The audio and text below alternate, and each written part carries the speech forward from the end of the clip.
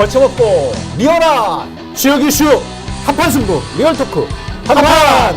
시청자 여러분 안녕하십니까. 지역의 뜨거운 이슈를 한판 승부로 속 시원하게 풀어보는 리얼토크 한판.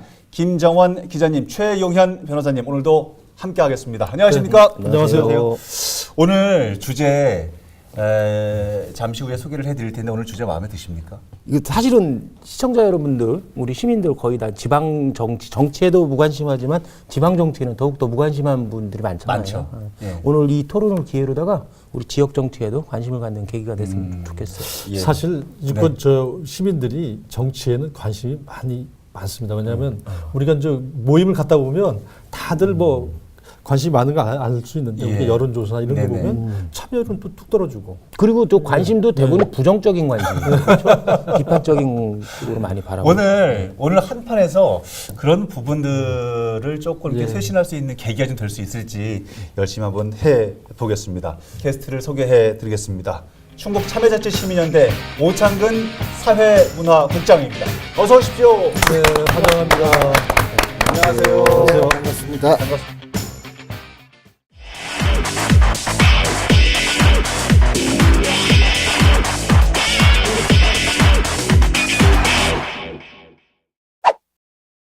오늘 우국전과 함께 나눌 얘기는 대개 이제 지방선거 이렇게 하면은 예. 단체장에 초점들을 많이 이제 그렇죠, 좀 그렇죠. 두고 궁금해 하시거든요. 근데 사실은 단체장보다도 더 중요한 부분이 있을 수 있는 지방의원입니다. 과격의원과 기초의원인데 왜 지방의원이 중요하고 왜 잘 뽑아야 되는지 이런 부분들을 오늘 속 시원하게 한번 풀어보도록 하겠습니다.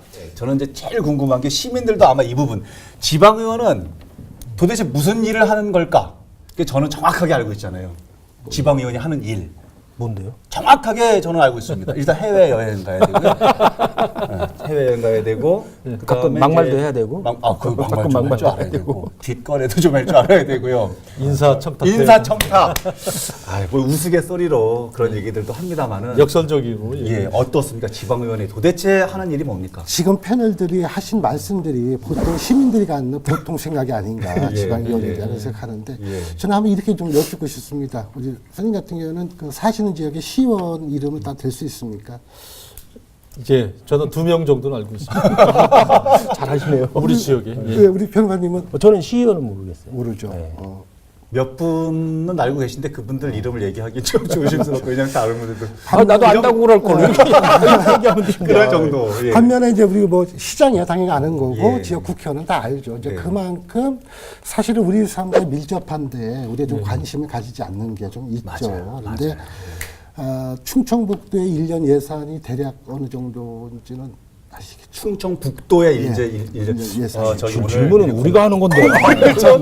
아니 항상 질문을 하다가 받으니까 좀 어색해가지고 우리가 심사받는 것도 예. 아니고. 충청북도 1년 예산 한 4조가 조금 4조 넘습니다. 예. 청주시가 1조 한 3천억 정도 그 중에서? 됩니다. 예. 그거.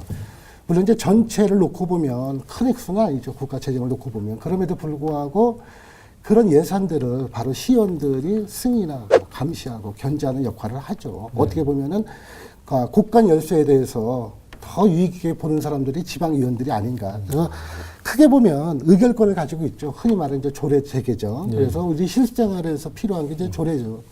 이제 그 부분이 있고, 그 다음에 수많은 돈을 쓸 때 그 예산을 심의하고 확정하고 하는 부분들이 있고, 그 다음에 이제 중요한 게 이제 행정 사무감사가 있죠. 그래서 1년에 한 번 14일 동안 이루어지는데, 예를 들어서 충북도회 같은 경우는 이제 충북도 전반에 걸쳐서 예. 사무감사를 하는 거죠. 그래서 집행부를 견제 감시하는 가장 큰 기능이 바로 그게 아닌가. 만약에 지방의원들이 없다고 하면 지방의 예산과 집행부를 견제할 세력이 없는 거죠. 마음대로 그냥 네, 그렇죠. 무정하게 네. 아무것도 장치가 예, 없는. 근데 그럼에도 불구하고 일반 시민들이 의원에 대한 평가는 좀 냉혹하죠.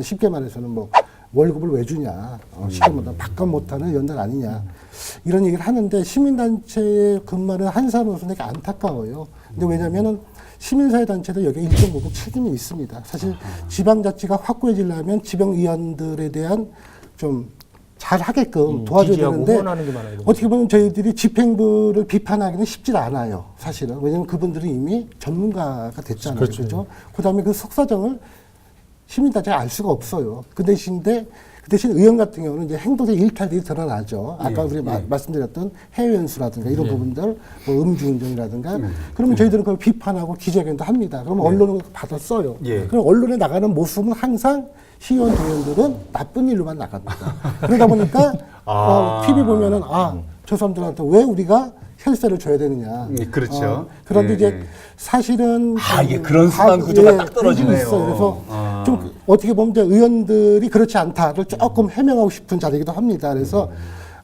정말 필요합니다. 이 4조 1조 3천억의 예산을 갖다가 들여다보고 전체 행정 정반을 감시하는 그 의원들의 역할은 분명히 필요한 거고 소중한 겁니다.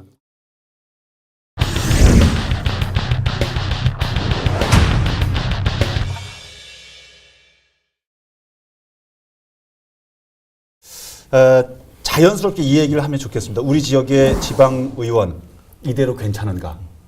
이 작가 참 이 제목 잘 졌어. 잘 졌어. 요 얘기 꼭 하고 싶었거든요. 예.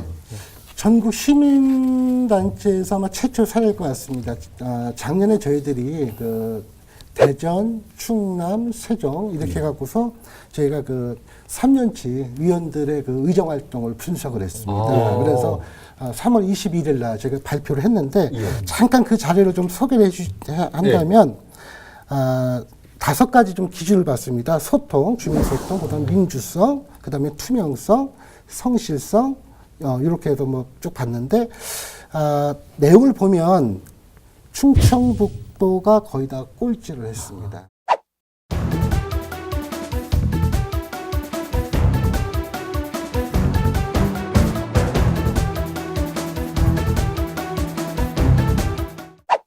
그래서 저희가 제목을 뽑기를 레드카드 받은 충북의회 이렇게 얘기를 했는데 쉽게 몇 가지 예를 들면 의원들의 역할 중에서 가장 중요한 게 조례 재개정이지 않습니까? 조례 재개정. 예. 그런데 그 3년치를 분석해 보니까 그 충북도회 같은 경우가 의원 1명당 6건을 했거든요. 조례 재개정에서 반면에 대전 같은 경우는 15.7. 그다음에 세종이 12건 정도. 그러니까 거기에 대해서 현저히 떨어지는 거죠. 더 기가 막힌 것은 청주시 의회입니다. 청주시 의회는 의원 1인당 3건입니다. 그런데 우리가 알다시피 통합됐지 않습니까? 통합되다 보면은 우리 변호사님 더 잘하시겠지만 고쳐야 될 조례가 산적해 있는 겁니다. 그럼에도 불구하고 1인당 3건밖에 안 했던 얘기는 의원으로서의 역할을 정말 제대로 하지 못했다. 이렇게 좀 비판받을 수 있는 거죠. 충북도 청주시 여기는 뭐 성적 매기면 우울한 건 다 1등, 2등 뭐 이쪽이고 뭐 청주시 의회에서 이제 한 4년 동안에 논란이 됐던 게 이제 뭐 자기 지역구에 있는 기업의 이제 그 기업체 동반 여행, 뭐 돈은 자기가 댔노라 이렇게 나중에 얘기를 했는데 어쨌든 뭐 그거는 우리 그 시청자들이 판단하시는 거고 또 뭐 이렇게 그 기사무마 돈봉투 준 사건도 있었고 중앙회 유수가 된 경우도 많이 있었죠. 가장 대표적인 게 아마 다 아시지 않습니까? 그 물난리 때 해외 연수 갈 수 있죠, 사실은. 저는 뭐 갈 수 있다고 봅니다. 그런데 저희가 계속 이제 그 해외 연수 관련해서 비판하고 하는 이유 중에 가장 큰 거는 뭐 웬만한 사람 다 외국 가는데 왜 못 가겠습니까? 가서 배울 수 있죠. 그리고 관광할 수 있습니다. 그것까지 저희가 뭐라지는 않습니다. 그러나 최소한 관광이 50%가 너무 안 되고 80, 90이 돼서는 안 되지 않습니까? 그렇죠. 그다음에 그분들이 갔다 온 보고서를 보면 오자 투성입니다. 그리고 인터넷 검색만 해도 초등학생도 알 수 있는 인구 현황, 뭐 종교 이런 거 갖다가 보고서로 제출하는 저희들은 이런 걸 문제 삼는 거죠. 구설수나 논란 이런 부분들, 그러니까 잘못해서 그런 논란들이 만들어지는 경우도 있지만 지방의원들의 구설수가 자꾸 왜 나오는 그 이유도 좀 궁금한 게 혹시 저기 오 국장님 같은 분이 너무 나쁜 쪽으로만 얘기해가지고 자꾸 구석서 나오는 거예요.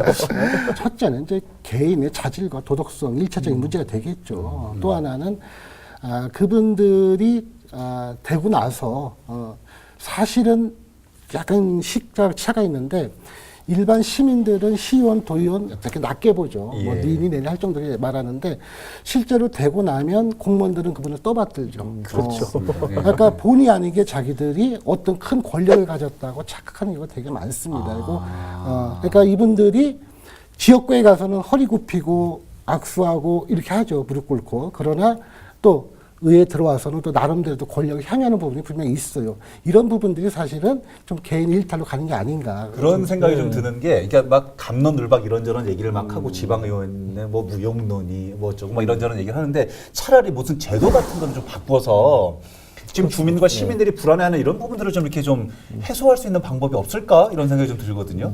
뭐 제도를 좀 바꾸는 부분은 예. 쉽지 않아요. 지금 뭐 정당 공천제가 이번 선거에서 예. 상당히 실종된 것 같아요. 우리 시민사회단체도 예년은 과거에 비해서 정당 공천 폐지해야 된다 이런 주장들이 예. 사실 이때 많이 나와야 되거든요. 그래서 저는 의아해요. 그래서 이제 이게 이제 이러다가 고착화되는 게 아니냐. 원래 이런 생각이 부분들을 들어요. 변호사님이 평상시에도 굉장히 애착을 가지고 예. 정론을 펴시는 분이거든요. 철학을 같이 막 넣어가지고. 뭐 시청자 여러분들도 다 아실 거예요. 정당 공천제가 지방의회나 이런 데서 정당 공천제가 갖는 현실적 폐해가 너무 크다. 뭐 줄 세우기가 만들고 또 그다음에 의회 파행 사태를 만들고 해서 이 현실적인 폐해가 많지만은 저는 원론적으로는 정당 공천제는 유지돼야 된다고 생각을 하거든요. 아, 기초의원들도 지방의원들도. 만약에 뭐 정당 자체가 지역이나 지역 사회의 시민들의 의사나 요구를 받아들여서 이렇게 정치화시키고 그것을 뭐 정책으로 만드는 건데 정당 자체를 부정한다는 논리가 되거든요. 그러면 이건 지역 사회에 더 큰 문제를 야기할 것 같아요. 예를 들면 어떤 들어서 문제? 뭐 줄 세우기를 없애고 의회 파행을 뭐 해소한다고 하지만 예. 오히려 정당 공천을 통해서 참신하고 새로운 인물들이 발굴되는 경우가 많이 있었거든요. 그 정책도 발굴되는 경우가 많이 있었는데 예. 정당을 딱 없애버리면 지역 사회의 토우나 유력자가 그냥 당선이 되는 거거든요. 아. 그러면 그런 의회라고 그러면 시민들의 의사나 요구하고 더 멀어질 수가 있죠. 알겠습니다. 원래는 폐지를 주장하시는 거잖아요. 아닙니다. 아, 그렇진 저도 우리 변호사님하고 같은 생각을 합니다. 아, 그러니까 그렇습니까? 많은 분들은 시민단체가 이거 공천제 폐지를 주장할 거라고 생각하시는데 그렇게 이해를 하고 있었었는데. 실제로 저희가 그 회원 설문조사를 해봤습니다. 예. 그러니까 298명을 받아봤는데 70%가 폐지해야 된다라고 나왔는데 그렇게 조사 결과는. 예, 결과 나왔는데 저희 참여연대 입장에서는 아니다. 지금 변호사님 말씀하신 대로 그렇다면 현재 문제가 되고 있는 것이 정당 공천제를 폐지하면 다 완벽해질까? 저는 그건 아니라고 본 겁니다. 그리고 우선 전제가 될 게 뭐냐면 아까 변호사님 말씀대로 후보는 난립할 수 있고 토호 세력이 득세할 수 있고 예. 또 하나는 뭐냐면 지금도 많은 예비 후보자들이 있는데 예. 이 거름망 자체가 없으면 수많은 후보군을 누가 검증할 것이며 그렇다면 다시 한번 물으면 아마 여성 의원이 지역 선거에서 당선될 확률은 저는 뭐 0.1% 미만이라고 봅니다. 그러니까 결국 여성 우대 정책도 훼손될 수 있고 이런 이유로 저희 입장에서는 현 체제를 유지하고 가장 중요한 것은 정당 내에서 민주적이고 합리적인 공천 방식을 해야 된다. 아, 오히려? 아, 그나마 그 부분으로. 이것이 좀 앞으로 발생될 문제를 좀 더 줄이는 것에 더 낫지 않느냐. 이게 제가 시민단체가 보는 그런 방법이 저는 뭐 있는 정 거고. 반대입니다. 두 사람 예. 의견을 반대인데 진입장 금액이 너무 높아요.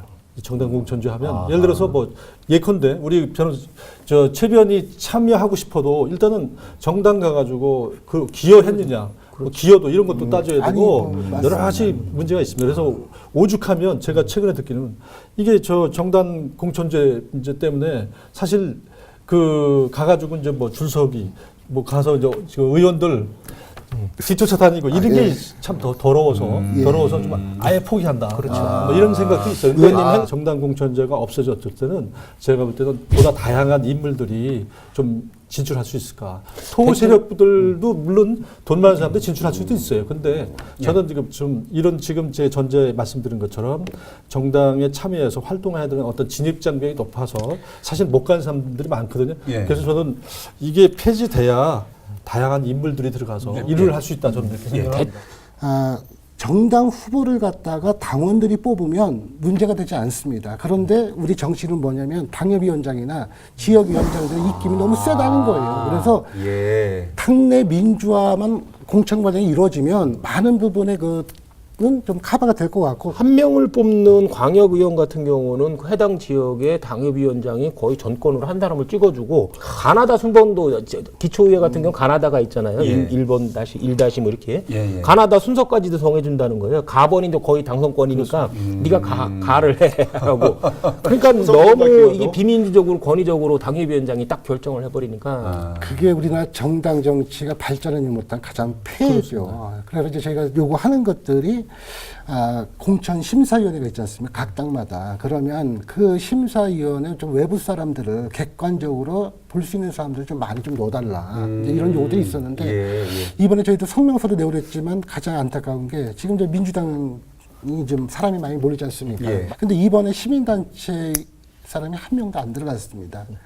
다 당협위원장, 지역위원장들이 선임한 사람들이 다 들어갔거든요. 민주당에도 안 들어갔습니다. 예, 안 들어갔습니다. 그러면 우리가 말씀하신 대로 지역위원장, 당협위원장이 원하는 사람이 되는 거죠. 그래서 가만 받으면 무조건 된다. 그래서 저한테도 전화가 안 왔구나. 그래서 저희들이 좀 주장하는 것들이 있습니다. 뭐 아시겠지만은 뭐 로컬 파티라고 그래서 지역 정당을 좀 설립하게 해달라. 그러면 이제 지역 정당. 예, 정당법 3조를 좀 왜냐면 현재 정당법 3조 같은 경우는 서울에 중앙당이 있어야 되고 광역에 있어야 되고 시도지사에 있어야 됩니다. 그러다 보면은 이게 거대 정당 아니면 또 아까 말씀드린 대로 당이 아니고는 제가 정치할 수 없는 겁니다. 그렇다면 뭐 우리 유럽처럼 그래서 설립 요건을 완화해서 지역정당을 해서 거기서 후보를 뽑고 예를 들어서 충북 참여연대 당 그러면 우리가 사람을 뽑아서 최소한 우리가 검증을 하고 임무를 해서 나가는 거죠. 근데 지금은 거대 정당에서 지원 사격을 해줘도 될까 말까 하는 지역 정당 만들면 지금은 가능성이 있어요. 지역 정당 체계는 참 좋은 것 같아요. 예, 그런 대안으로 저희가 얘기를 하는 거예요. 여기서 성공하면 다른 지역으로도 확산될 수 있는 겁니다. 근데 성공을 해야 확산될 거 아니에요.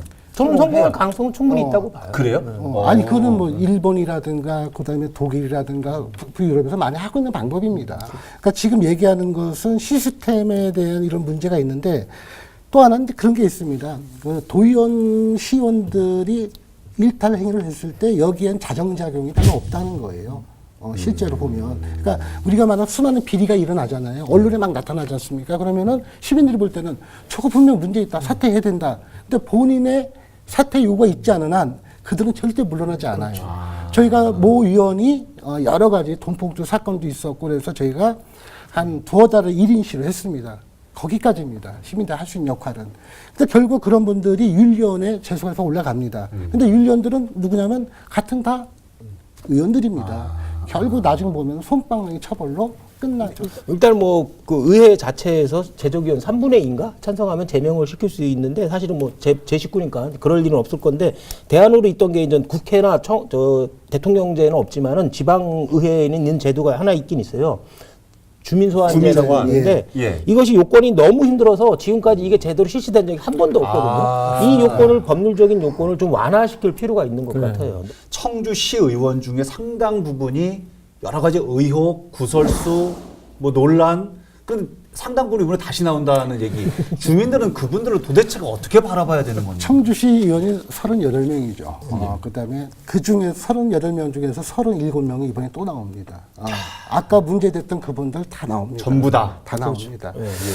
그리고 저희 요구하는 게 이제 민주당 같은 경우는 이제 그 현역에 대한 컷오프가 20% 정도 물갈이 포기되어 있는데 저희는 그걸 좀 더 요구를 하는 거죠. 문재인 같은 경우는 공천 과정에서 떨어뜨려라. 그래서 좀 참신하고 개혁적인 인물이 들어갈 수 있게끔 문을 개방해야 된다. 그걸 저희들은 지속적으로 요구를 하고 있는 거죠. 그래서 사실 지금 뭐 말씀은 그렇게 제가 여쭤봤지만 이런 부분들을 가장 간단한 방법은 있잖아요. 주민들의 힘으로 주민들의 힘으로 딱 선거 결과를 보여주면 되는데 참 그게 어렵습니다. 그러니까 하위 뭐 예를 들어서 저기 뭐 10%뭐 이렇게 물론 두 잘라서 할 수는 없지만 일정 부분 프로테지는 그 기존의 의원들은 뭐 탈락시키는 이런 제도가 있었으면 좋겠습니다. 지방 의원들의 인성과 품성을 말씀하시니까는 그 생각이 나네요. 루소가 영국의 데이제를 나왔습니다. 영국의 데이제를 비판하면서 유권자들은 4년에 한 번만 주인이 되고 나머지는 다 노예가 된다 그러는데 우리의 그 선량들은 4년 내내 왕노릇하다가 선거 때만 되면 힘들어하는 것 같아요. 아니 진짜 이렇게 얘기를 하니까 또 생각이 좀 드는 게요. 아니 그러면 이런 문제 제기를 하는 지역의 시민사회 단체 뭐 회원들이나 아니면 활동가들이 차라리 원 안으로 진입을 해서 이런 문제들을 좀 개선하고 뭐 그런 방법들은 없을까요? 그렇죠. 가장 제가 원하는 게 그런 방법인데, 근데 이런 가장 원하는 게 그런 방법. 예, 근데 이런 얘기도 들었습니다. 아마 아시겠지만은 시민단체 활동가 중에서 지금 이제 당내 경선이 이제 뛰는 분들이 좀 있지 않습니까? 환경단체 세 분이 우리 지역에 세 분이 지금 민주당 참여해서 하고 하셨어요? 있는 예. 아. 근데 이제 제가 그 들은 얘기는 아니 왜 우리 밥상에 당신들이 숟가락을 얹느냐. 잠깐만. 우리 밥상은 누가 얘기? 정치인들 얘기, 그렇죠. 지방의원들. 우리 밥상에 시민사회단체 숟가락 왜 올리냐고. 예, 저희 좀 안타까운 게 다 그런 거예요. 예. 우리가 그 촛불을 들었을 때에 시민들이 단순하게 대통령 탄핵만을 요구했던 게 아니잖아요. 아니죠. 우리나라의 어떤 구조적 시스템을 바꿔보자. 그럼요. 좀 제대로 한번 갖춰보자 했던 네. 요구들이 있었지 않습니까? 그렇다고 하면 그 요구의 첫 출발은 제대로 된 정치, 또 그 정치를 할 수 있는 사람들이 진입하는 건데 마치 여기서 이 모든 것은 자기들이 잘해서 이루어진 거고 시민단체는 정말 밥숟가락 올리는 파렴치처럼 보는 그 시각 자체가 앞으로 우리 정치가 정말 시민들의 촛불을 들었던 그 기대만큼 가지 못할까 이런 게 염려가 될 정도죠.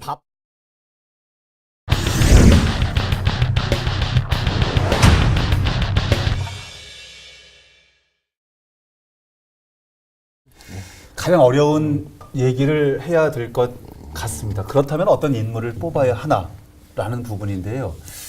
그 누구한테 물어보니까 혈연, 지연, 학연이 최고다라는 얘기도 하는 분들도 계시지만 사실 시민들 입장, 유권자 입장에서는 어렵습니다. 과연 누가 답일지 우선 저 기자님 의견부터 들어볼까요? 이제 기존 의원은 저 이제 뭐 그 경험들, 4년 경험들 사실 굉장히 중요합니다. 그래서 이제 어느 정도 역할을 하고 이제 그 기본적으로 자질된 사람들은 뭐 이렇게 다시 발탁하는 이런 것도 굉장히 중요하고 그렇지 못하다 그러면 과감하게 이제 바꾸는 이런 전략들이 사실 필요한 것 같아요. 저는 그렇게 생각을 좀 해왔습니다. 변호사님은 일단은 뭐 누가 답입니까? 관심이 해결책인 것 같아요. 관심이 답이다. 시민단체나 언론 같은 데서 문제가 됐던 의원들을 확인해 보시고 그런 그렇죠. 부정적으로 나쁜 것을 배제하는 쪽으로다 선택을 하시면 최선의 선택일 것 잠깐만, 같아요. 국장님 누가 답입니까? 주로 이제 선거를 준비하시는 분들이 주민자치위원이라든가 이런 쪽으로 처음에 진로를 많이 정하죠. 얼굴 알리기 위해서. 그리고 이제 각종 뭐 봉사라든가 이런 데서 얼굴을 알리는데 과연 그렇게 하는 분이 의회에서 좋은 의원인가라고 하는 거에 대해서는 좀 회의적입니다, 사실은. 그런데 그렇기 때문에 정당에서의 공천 과정이 되게 중요한 거고 또 하나는 그분들이 의회 활동을 했으면 아까 우리 변호사님 말씀한 대로 무리를 일으킨 의원들은 당에서 공천하지 말고 공천했더라면 유권자들이 표를 심판을 해줘야 되는 게 저는 맞다고 보는 거고 저희 참여연대 같은 경우는 이제 매년 행정사무감사를 이제 해요. 실제로 들어가 봅니다. 청주시의회, 충북도의회. 그래서 시상을 해요. 각 분야별로 5명을 뽑습니다. 예. 저는 그것도 한번 봐주시면 좋겠습니다. 시민단체가 뽑은 우수의원. 그러면 최소한 현장에서 봤던 거거든요, 저희들은. 그럼 이런 사람은 잘했구나. 그러니까 우수의원 상을 받았구나. 또 이런 걸 또 당에서 또 가산점을 줄 필요가 있다고 보는 거고. 올해 같은 경우는 재미있게도 충북도의회한테는 저희들이 우수의원을 뽑지 않았어요. 전체적으로 제가 봤을 때는 전체가 낮다. 그래서 도민이 부끄럽다 상을 저희가 이제 도의한테 줬습니다. 도의장님한테 주신 거예요? 액션 맞춰서 뭐 받으면 나오시겠습니까? 근데 아무튼 저희가 좀 관심만 있으면 여러 자료를 통해서 현역위원회에 대해서는 좀 판단이 쓸 수 있는 자료도 꽤 있습니다. 근데도 선거 때 되면은 대체로 안 찾아보는 것 같아요.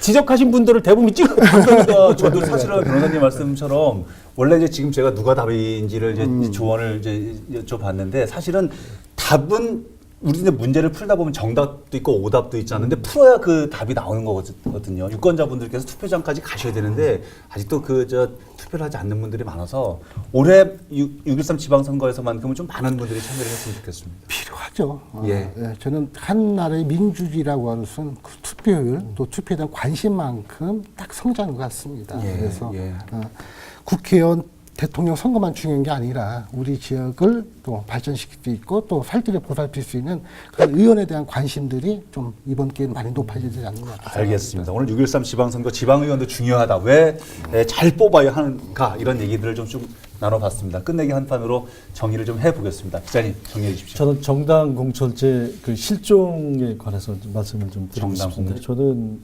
정당 공천제 폐지돼야 된다고 주장하는 사람인데요. 그 좀 더 참신한 인물이 더 이제 진출할 수 있는 기회장이 된다. 저는 뭐 후보 난립하고 이런 것들은 뭐 충분히 예상되는 부분이지만 좀 정당 공천 폐해 너무 많잖아요, 그죠? 이번 선거에서 이제 뭐 어쨌든 그런 게 더 이제 많이 주장이 돼서 정당공천 폐지하고 이런 앞으로 좀 젊고 참신하고 전문성 있고 이런 분들이 좀 많이 좀 진출해서 의혹론이 안 나오게 했으면 좋겠습니다. 알겠습니다. 네. 네, 아니, 변호사님. 토론을 마무리하시랬더니 지금 시작하는 거야. 예. 저는 정치 그것도 제도권 정치가 답이다. 이렇게 제도권 말씀을 정치. 드리고 싶어요. 예. 우리가 보통 제도권 정치 뭐 국회나 뭐 지방의회나 여기에 대한 부정적인 시각이 너무 강한 것 같아요. 그렇지만 우리 삶이 좋아지고 지역이 좋아지려고 그러면 그 우리들의 대표라고 할 수 있는 의원들을 잘 뽑아야 되는 거거든요. 맞습니다. 오히려 더 관심을 갖고 더욱더 적극적으로 참여할 때 제도권 정치에 참여할 때 우리 지역이 더 좋아지고 우리 사회 전체가 다 좋아질 것 같아요. 그래서 정치 그것도 제도권 정치 우리 지방의회가 답이다. 이렇게 말씀을 드리고 싶습니다. 요거 이렇게 해서 또 어디 칼럼에 올리시려고 하시는 것 같은데. 예, 국장님. 하나 좀 사례를 하나 말씀드리겠습니다. 작년 그 물난리 날 때 제 시민단체에서 이제 봉사를 많이 갔습니다. 갔더니 도의원 시의원들도 팔을 걷어붙이고 주민들과 함께 수해 복구 작업을 했습니다. 아름다운 모습이죠, 사실은. 근데 이제 어떤 분이 저한테 그 얘기하더라고요. 의원님 힘들지 않습니까? 물어봤더니 국장님 너무 행복합니다. 왜? 이만한 선거운동이 어디 있습니까? 그래서 정치하시는 분들은 우리하고 색깔이 다르구나. 예, 어떤 분이 의원이 되는 게 참 중요하죠. 우리 실생활 연결됐기 때문에. 그러나 다소 못한다고 꾸짖고 비판만 하지 마시고 조금 더 투표에 가는 그 발걸음 하나가 우리 지역을 바꿀 수 있다라는 생각을 하고서 잘 살펴서 정말 좋은 사람 꼭 뽑아주길 부탁드리겠습니다. 오늘 여러 가지 지방선거에 대해서 얘기를 좀 잘 나눠봤습니다. 오늘 도움 말씀 고맙습니다. 또 뵙겠습니다. 감사합니다. 네, 시청자 여러분 여기서 오늘은 정리를 하겠습니다. 어떻게 보셨습니까?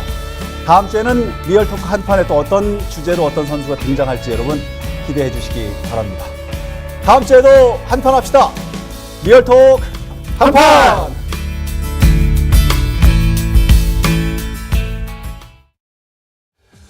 저는 그 노래를 바꿔봤고 세상을 다 바꿔. 그러니까 도덕적 혼결 있고 문제는 의원, 지방선거에서 다 바꾸자. 그래서 이정희 장수의 그 바꾸라는 거다.